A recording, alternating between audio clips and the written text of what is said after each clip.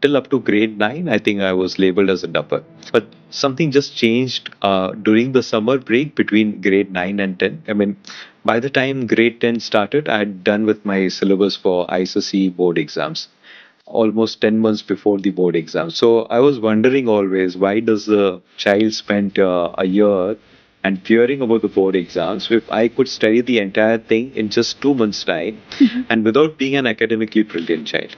Was there any defining moment that you realized that the traditional learning needed a disruption? Little knowing that this particular one interaction is going to change and transform the way I look at education. So one of the kids in that class asked me a very pointed question.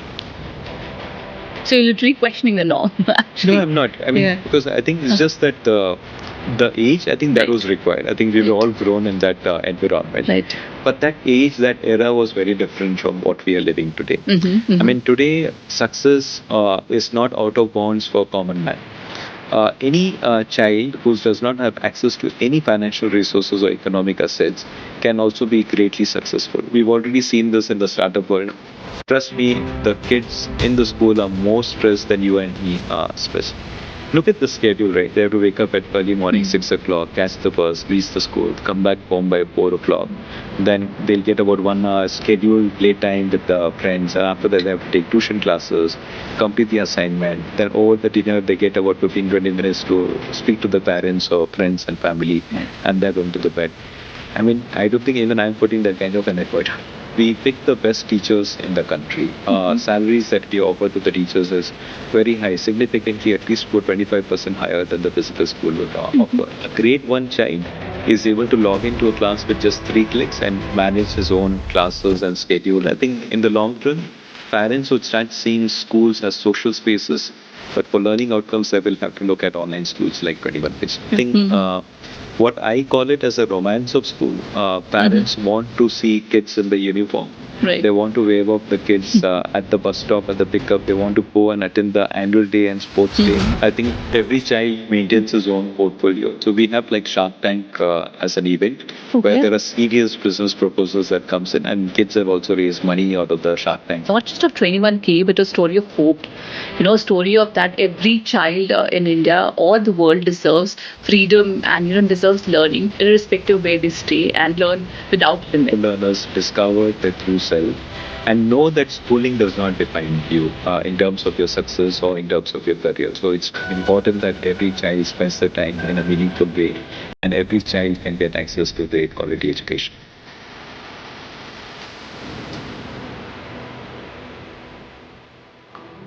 Technology is one part, Yashwan. Now parents are the other. So what role do parents play in at 21K, and how do you support parents who are not very tech savvy or academically confident? So the role of the parents in the education of the child is central. I think long back I had spoken to a very renowned educationist, and I asked him what is the ideal student teacher ratio. And his answer was 2 is to 1, 2 teachers and 1 child. Okay. And so that 2 teachers are actually the parents, right? I mean, because the parents are the central of any education that happens in the child's life. Irrespective of the role that 21K school or any other school plays, a lot depends upon the home environment, the learning, because kids learn by observation at home. And if the parents do not involve in the child's education, whether it's physical or online school, the child ability to learn and be stay motivated in this learning journey is going to be definitely diminishing. So at 21K school, we just make it more easier for the parents also to understand what's happening with the child's learning journey by sharing them weekly reports, by giving them a data driven dashboard. And we also encourage parents, simply because it's an online schooling, they do not have an option to compare with the other kid in the classroom. Right. I think I've been in those physical schools where the teacher would come and say that, the other son has written so many pages of home assignment. My son is not writing. What are you doing as a school, right? I think those comparisons gets eliminated. So the only orientation the parents get from us is also to see how the child is benefiting, growing, and is he becoming a better child compared to what he was a quarter before or year before. I think that space in terms of the goal planning, goal achievement. I think that's going to be a critical mindset. See, if you make things easy for the parents, right? I mean, it's so much more easy. I think our Right. turnout rate in the PTMs is absolutely high. It's about like 85-90%. Mm-hmm. Because wherever you are as a parent, you're at office Right. or you're holidaying or you're on a business visit, right? Right. You Yeah. can just log in for 10 minutes on the Zoom, speak to the teacher, attend the PTM, get to know what's happening, Right. Right. and exit. Compared to a physical school where you'll have to take a leave or call off your schedule, travel down to the school, and then it's almost like spending half a day or more to do the PTM, which is just 10 minutes of efforts required. So a lot of convenience, flexibility that comes in drives the parent engagement also at 21 Key School. But you mentioned that a lot many the kids come from, or the students come from tier two, and even from the remote villages or remote parts Yeah. of India and abroad as well. So how convenient are the parents tech savvy? Are they able to kind of access these kind of dashboards and reports, or Yeah. you have to literally educate them, because I'm sure there'll be a gap there for them. Because yeah. See, lastly, today, I think 21K Hmm. reach is penetrating into the smaller towns and Hmm. cities. Right. But today, I would say that it's still in the tier one, tier two cities. We have still, I mean, ideally, we would want to go Hmm. into the smaller towns and villages Hmm. where the parents are not really tech savvy. Right. So, Yeah. the biggest barrier that we see today is language, because we've not been able to deliver the program in the local regional Hmm. language, or even a communication like emails or notifications and Hmm. others. They all go out in English. So that Right. becomes a barrier for us in terms of Hmm. helping other families and learners. So more than the tech, I think it's just the language which is a barrier. Right. Okay. See, the tech, thanks to low cost of internet and adoption of shopping, traveling, banking, UPI, everything, right? A Right. typical Hmm. housewife is very familiar about how to use the app, and Right. it is just the same with our 21K app as well.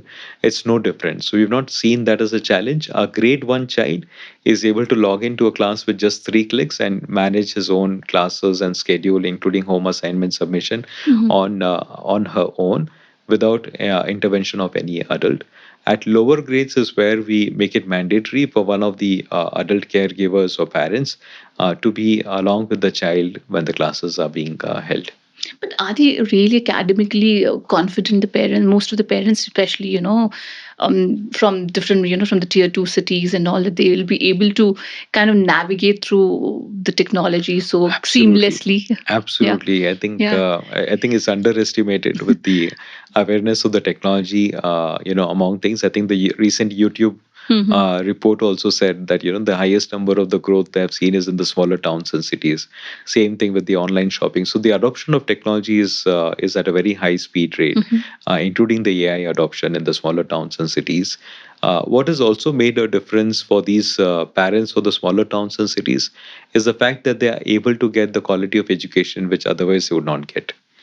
The access to a good English teacher Right. itself is a distant dream for many of these parents in the smaller. I mean, imagine places like Mudhol, Bagalkot, Right. Dodbalapur, or even close by Hoskote, right? Hmm. You'd find good campus and buildings, but no good teachers. Teachers Right. who could speak good, fluent English, who understand the child, who understands what is the difference between a skill-based learning versus, road-based learning. How many teachers in India would be able to deliver that kind of an education for the child in the remote location? And that access to the high quality teaching learning process is what we're trying to solve. And how is the breakup right now in terms of the students breakup? How many are from the tier one cities, and how many from how the geographical breakup, if we So may lastly, ask? we have about 25% of our learners from outside India, Hmm. and 75% of our total learner base is from India. Out of that 75, about 60 to 70% are in the tier one and tier two city, and about Hmm. 40% out of that remaining 75% are in the smaller towns and cities. So it's spread far, wide, and rich. Hmm. But I've also seen resistance in a lot of these families who are not culturally nuanced because of the way the culture has seen students or school, right? Right. So for almost 3 decades, the government has been saying कि school chalo hum, Right. right? I mean, they've been driving kids to go to the school, and Mm-hmm. here we are coming and saying nahi ghar बैठो आप. Right. And so it's a big cultural shift. I Sure. think Hmm. what I call it as a romance of school. Hmm. Parents want to see kids in the uniform. They Right. want to wave off the kids at the bus stop, at the pickup. They want to go and attend the annual day and sports day. Hmm.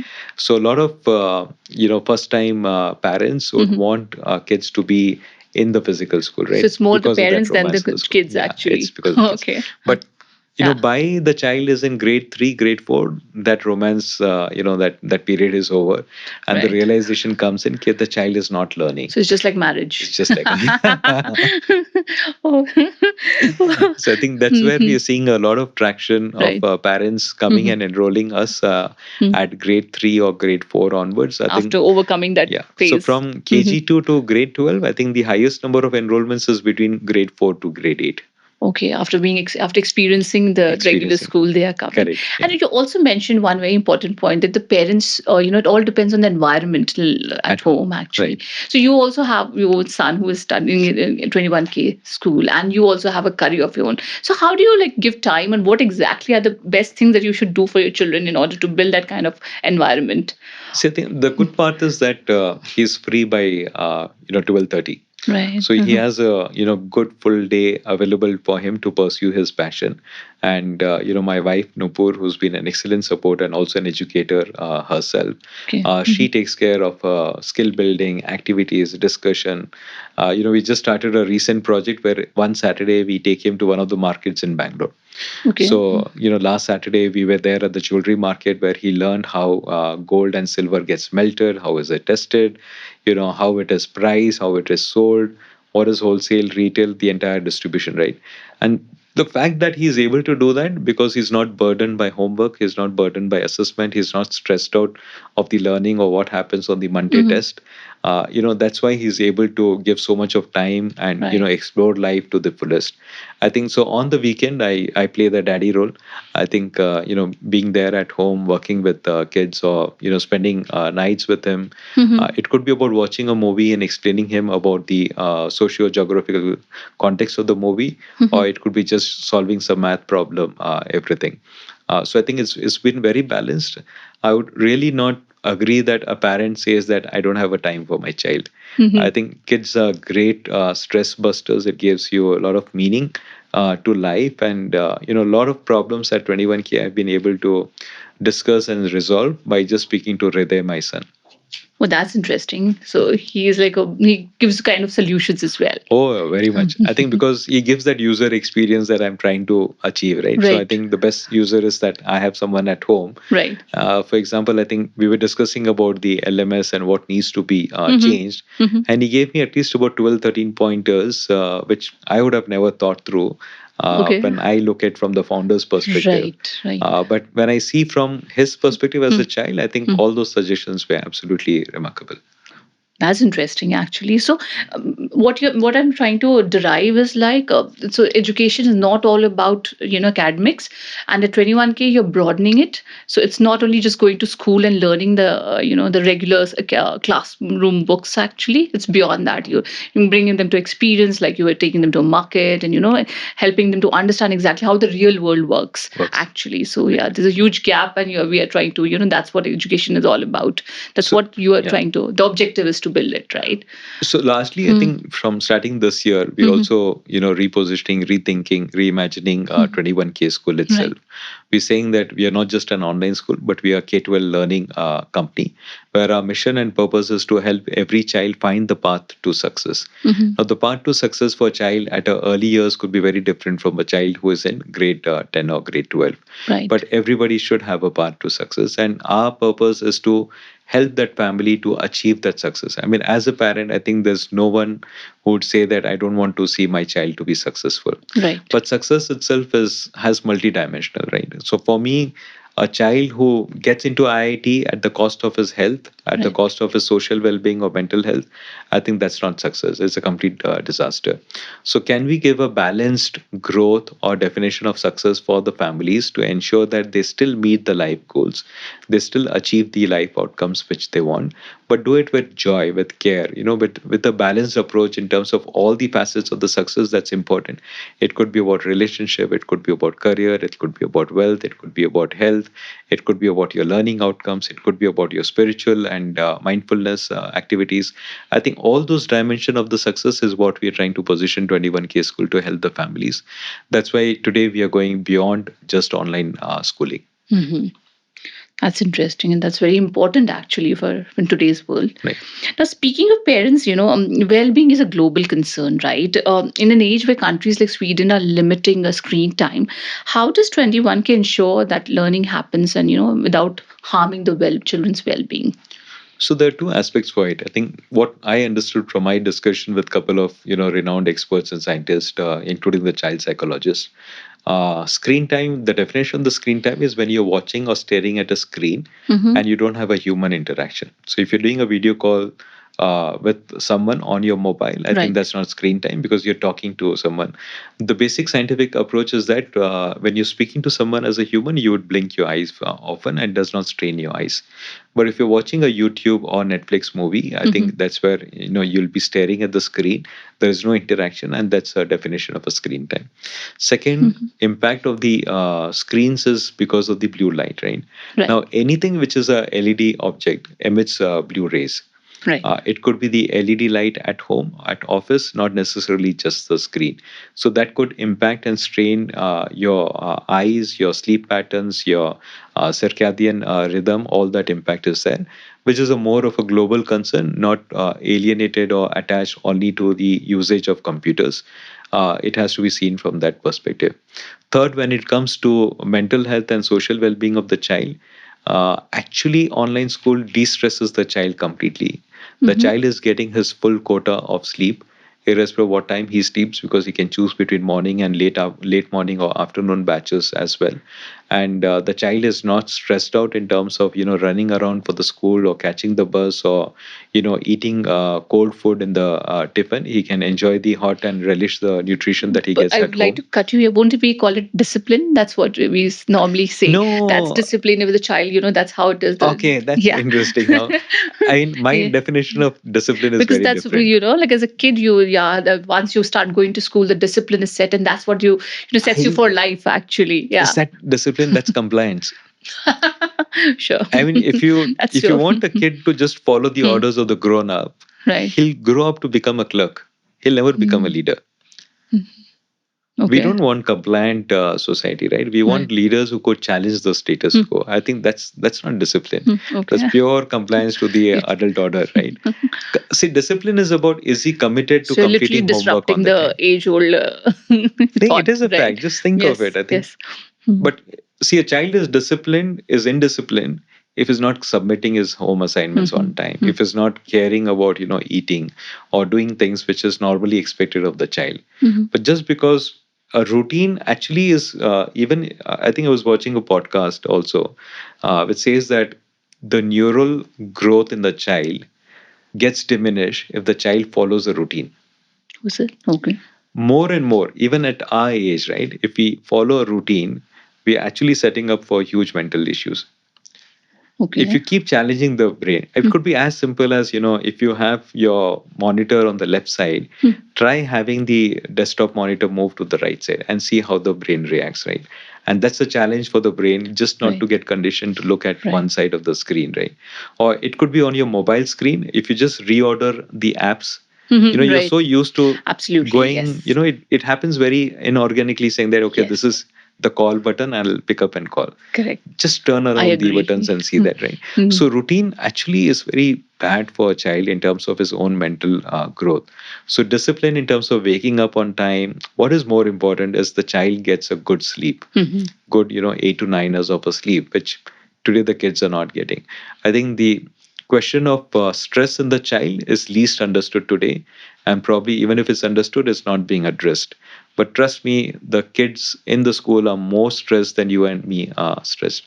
Look at the schedule, right? They have to wake up at early morning, Hmm. 6 o'clock, catch the bus, reach the school, come back home by 4 o'clock. Right. Then they'll get about 1 hour scheduled playtime with the friends. And after that, Right. they have to take tuition classes, complete the assignment. Then over the dinner, they get about 15-20 minutes to speak to the parents or friends and family, Right. and they're going to the bed. I mean, I don't think even I'm putting that kind of an effort. But it's very astonishing because that's called discipline. That's how people, how is it perceived that, oh, you're not sending a child to school, he will get up early. And, it's like the age old poem, basically early to bed Yeah. and early to rise makes a man well, healthy, wealthy, and wise. So basically, yeah, It's that's what the norm had been. So, it's so you're literally questioning the norm, No, actually. I'm not. I mean, Yeah. because I think it's just that The age, I think that was Right. required. I think we were Right. all grown in that environment. Right. But that age, that era was very different from what we are living today. I Mm-hmm. mean, today success is not out of bounds for common man. Any child who does not have access to any financial resources or economic assets can also be greatly successful. We've already seen this in the startup world, how Right. young kids have changed the way groceries are sold in the country. Right? He's just Absolutely. about 19 or 20 Right. years old. Right. I think the access to technology, the access to information, the access to skills is far greater than it was about 2 decades ago. So we have to change our mindset in terms of Mm-hmm. how we raise kids, because we really can't be raising the kids from the perspective of what we went through. Because Right. when we were in the school, we didn't have iPads, we didn't have True. apps, we did not have Amazon, we did not have Flipkarts, we did not have UPI. So Right. that era is very different. I mean, can we really raise or educate a child using the technologies, perspectives, or systems of 19th century or 20th century? No, I Pos- think that's the only change that I'm requesting parents to see, because a kid today in grade 1 is going to spend another 12 years in the school Right. and another 4 or 3 years of graduation if it's still relevant after 12 years, and then he's going to get into the professional world. So imagine about 15 years time how much the world would change. Right. So I think the parents need to think about, are we preparing the kids for the future or for the past? Oh, that's a very deep thought, actually. Yes. Yes. Yeah, I mean, even questioning, I mean, just think of it. I mean, who's decided this child 10 years old should be in grade 5? And why Right. can't? I mean, today I think the IQ level of the kids are far more higher. What we see day in and day out in our classes, and probably they are equivalent to grade 6 or grade 7 kids of what used to be about 5 years, 7 years back. But we are conditioned because of certain regulations, norms, that we are still Right. having them in grade 5, making them complete, go through another 7 years of schooling, where I'm pretty confident they could complete this in another 3, 4 years. The syllabus hasn't changed. I think there's not much of anything that has changed in terms of the level and skills expectations from the child.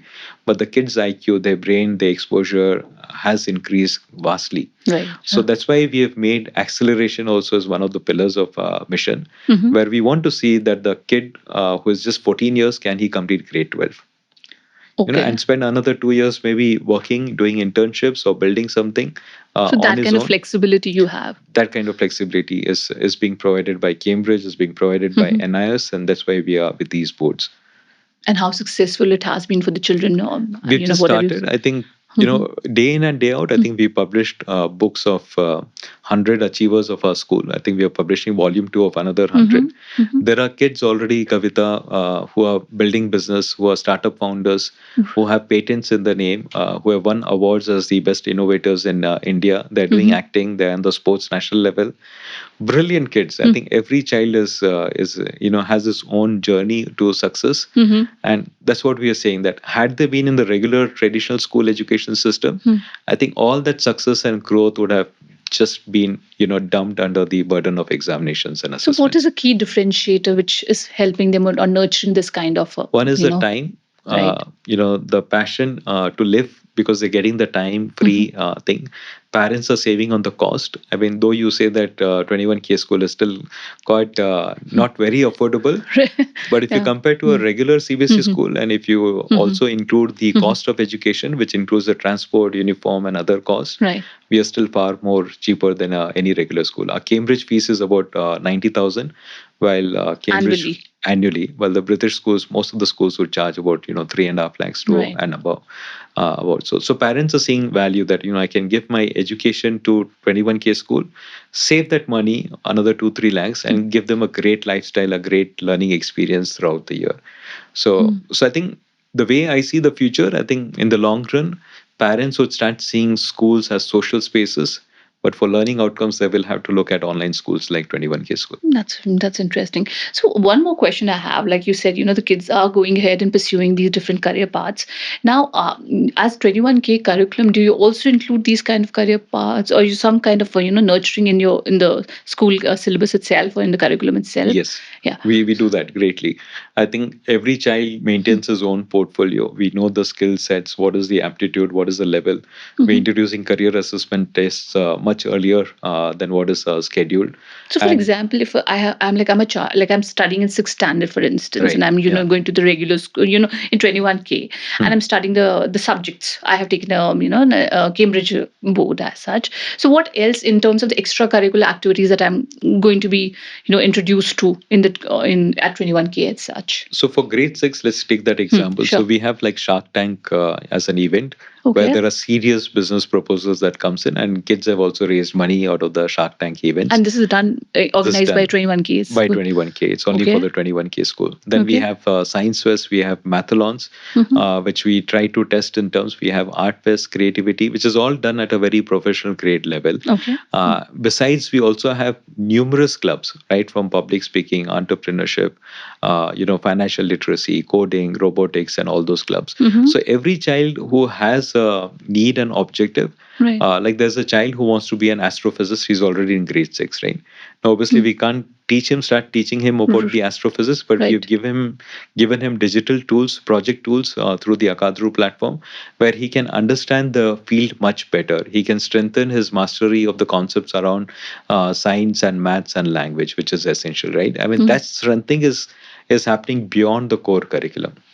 So, I wanted to understand. So, at such a young age, you are introduced. How do you identify, for example, that what kind of talent or skill set the child has, and then how do you, kind of channelize it and put them in that particular career path? So the entire pedagogy is structured. I think where we are really proud of, broadly we're calling it as 21K learning system, but it's not driven. I think unlike many other players in a similar field, we're not developing any curriculum. We don't hold any IP as far as the content curriculum is concerned. Okay. Our pedagogy differentiates everything. The way we start the orientation, the week of welcome, which we call it as the WOW week, the baseline assessment that gets done at the beginning of the year, activities and events, the class observations that gets done. I think every moment of the student in the school is getting recorded, is getting evaluated, and we identify the far achievers. And that's where the parent also plays a great part, right? The parent conversations that we have, our teachers meet every parent twice in a year, one to one, besides the PTM, right? Okay. And we have these conversations about what are the aptitude that do you see in your child? What is he doing well? What is he not doing well?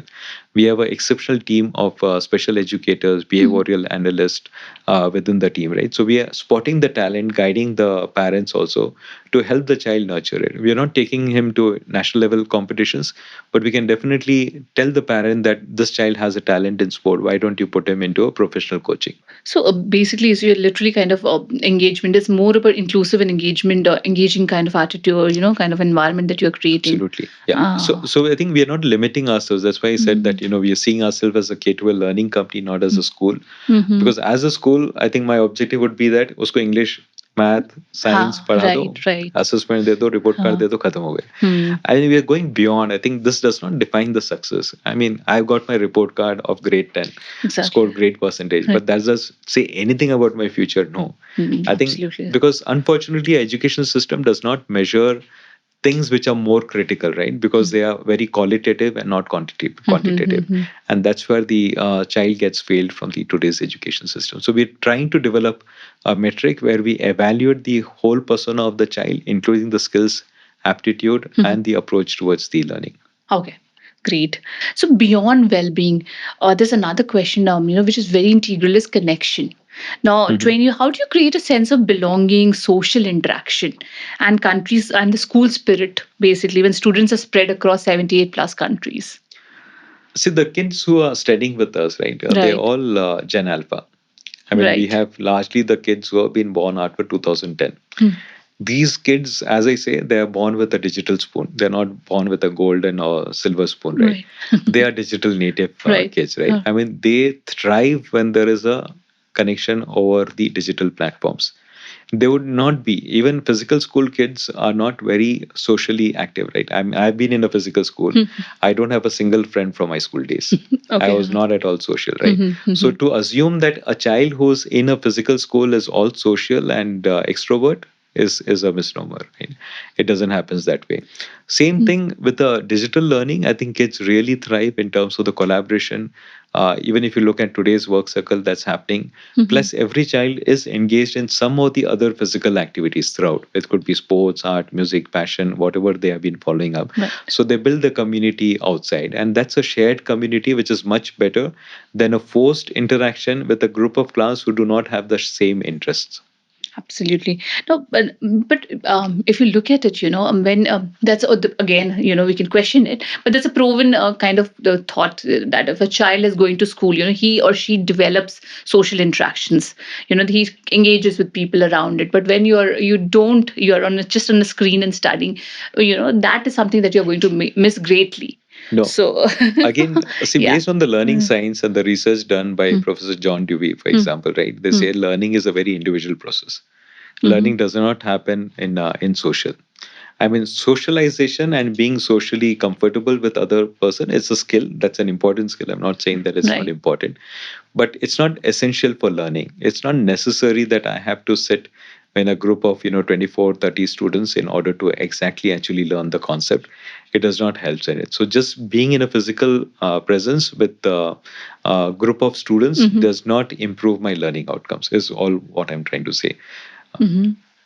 Okay, but normally that's what the concept is, right? The traditional schools normally naturally provide all these Yeah, things, and from see. I this, think that's from the social skills, from the sports kind of capability, building that, all that stuff, which See, I've been meeting huh, 21K learners who've been with us for 4 years or more. We meet them at events and trips and excursions and carnivals, sports days that we do in person. right, I've not really come across kids who are not comfortable talking to each other, right? I mean, they really love meeting their friends. That social awkwardness because of the isolation of being in an online school is not present at all. But I see where you're coming because every parent who wants to join 21K right. school has these inhibitions. But once they have joined, I don't have any single parent complaining saying that he's not socializing enough. In fact, the complaint that we have is talking too much. He's spending too much time talking, collaborating with others. So can we reduce the amount of collaborative projects so that he could spend time on other events and activities which they have planned? Okay, I'm saying in terms of they have free periods, so that's the kind of love, in schools, if we boil down to. Exactly. Yeah, I So, think we allow the kids to join 15 minutes before the class. They do a lot of chit chat. okay. The talk. They have their own chat rooms as well, which is all monitored for profanity filters and others. But they have a great time. I think as a parent, I can tell you, I don't see Hriday being growing up without social aversions or any kind of reluctance to connect with a person. In fact, his confidence is much higher because he's interacting with kids of different age group and different people, right? So in a school, you're only, I think a lot of traditional school principals would shiver if they find a grade 4 girl talking to a grade 8 boy. Right. Right. I mean, Right. that's so socialization is just restricted to your section, right? I Right. mean, which is not really, it's a very forced kind of a community that we're trying to build, which is not helping the kids of this generation. So this is the kind of environment you have in 21K, where Absolutely. yeah. Okay. Now your journey also, Yashwant, holds lessons for next generation of founders. So what advice or insights would you like to give to the young entrepreneurs looking to build something in education or edtech? I think it's important for them to understand why they are into the space or what they are building. If they're not solving a problem, if there's a short-term objective of earning money or becoming a unicorn and those kind of Right. targets, which is materialistic. And I'm not saying that this is not important, but again, that can't be the purpose why you're getting into education unless you're not here to transform the learning outcomes for the kids, because whatever we do compared to all the other fields, education is a very responsible sector, right? It Absolutely. has impact for generations to come. Mm. I think if I'm educating one child today in a remote location where the family has never been to a school, I'm not only helping that child, but I'm also transforming that entire Right. family, right? So that's the responsibility that you carry. And I think you'll have to be very mindful of the fact of what you're building, for whom you're building. Be clear with these goals. The rest things will follow. Okay. So from the micro view, let's zoom out to the global picture. So if you could change just one thing in the global education policy, what would that be? Remove the assessments. Absolutely. The I children think will the love you high for stake. that. Yeah, I think, see, if there Hmm. are Any day, I Right. can't really, even if I have two term exams, those Right. two important days of maths does not define anything about what Absolutely. maths is, right? Yes. I've seen it in my own personal life, I've seen it in Mhm. numerous kids.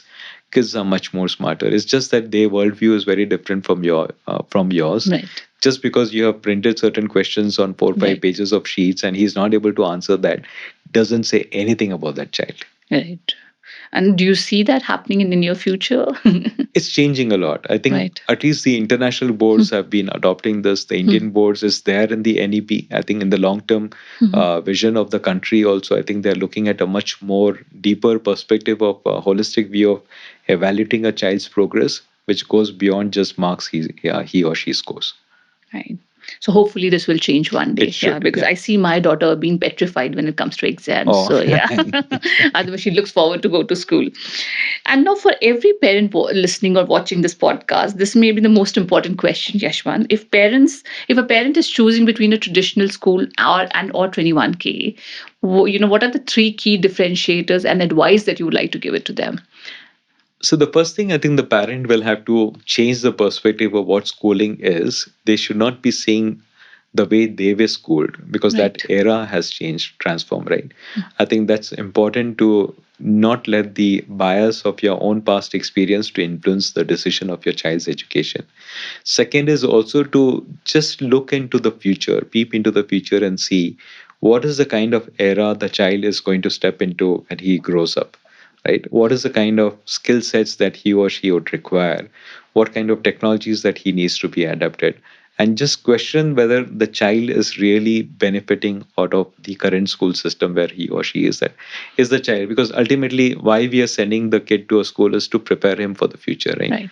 And but if he's not being prepared for that future rather than the future which was in the 20th century, it's not helping the child. Third is, understand and realize that there are mental health issues, stress Right. levels of the child, and listen to the child. I think the kids of this generation are quite matured. They know what is right and what is wrong for them. They can Right. take responsibility. As parent, I think we learn to trust the kids, their emotions, what they think, take it seriously. Saying things like "ये तो बच्चा है इसको क्या जा what will Right. he know?" I think that's the biggest disservice that you can do as a parent, because kids are absolutely mature. If you treat him like the adult, he will respond like an adult. Absolutely. So that's a great note to end our discussion on. Thank you so much. Thank you so much for sharing the story, not just of 21K, but a story of hope.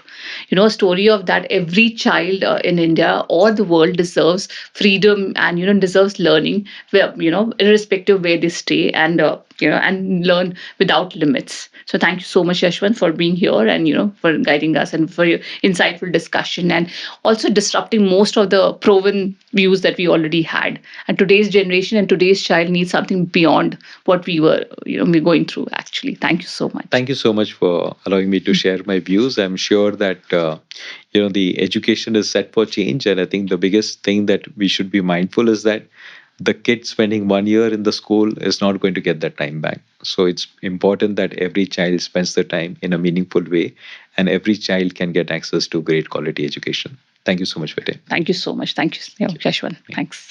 Thanks everyone for watching Identity First podcast.